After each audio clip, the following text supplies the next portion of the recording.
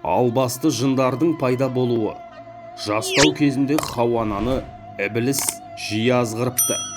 Хауана жерге түскенде оған бірінші рет хайыз келеді.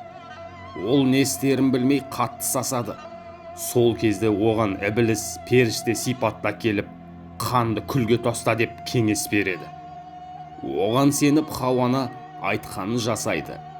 Біраз уақыт өткен соң күл қоқыстан албасты жындар мен дию перілер өсіп шығады.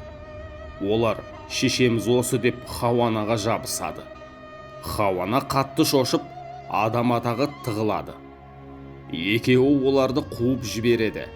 Жындар мен албастылар анамыз бізді кері тепті деп әйелдерге өшігеді.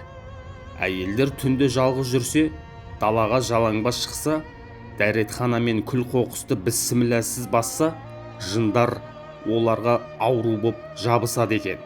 Хауанамыз алғаш рет пәле жаладан сақтану үшін орамал тартыпты.